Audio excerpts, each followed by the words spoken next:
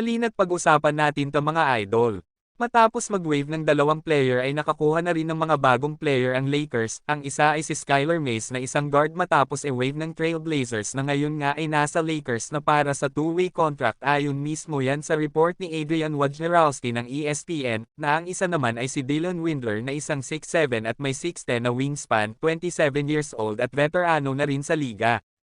Nakapaglaro na rin siya sa NBA ng 87 games bago mapunta sa G-League kung saan ay mas nakilala nga siya ngayon dahil sa kanyang magandang naging performance sa bawat game matapos gumawa ng record na 23 points at 33 rebounds in the single game.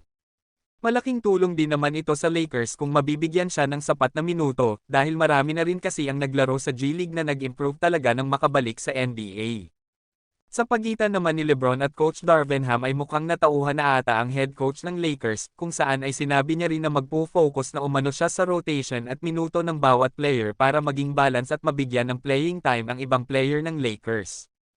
Nangyari kasi ito noong binanata ni LeBron si Darvin Ham tungkol sa naging laban nila versus Los Angeles Clippers, na ayon kay Coach Ham kaya daw malakas ang Clippers ay dahil kay James Harden, na noong si LeBron naman ang tinanong tungkol sa sinabi ng kanilang head coach ay taliwas ito, na ayon kay LeBron ay hindi daw James Harden Clippers kundi ay Tyronn Lue Clippers.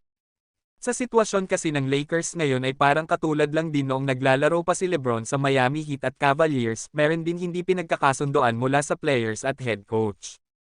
Nangyari din kasi ito kay Tyronn Lue at LeBron sa Cavaliers kung saan kapag hindi nagustuhan ni LeBron ang game plan ay talagang pinapuna niya ito si Tyronn Lue at nauuwi pa nga minsan sa matinding discussion pero naaayos din agad at nanalo pa sila ng kampyonato. Pero sa kalagayan naman ng Lakers kapag nanalo pa sila ng nanalo ay tiyak naman na maaayos pa ang busot na ito, pero kapag puro talo pa rin ang aabutin nila sa mga susunod na game ay hindi na malayo na mangyaring i-fire talaga ito si Coach Darvin Ham.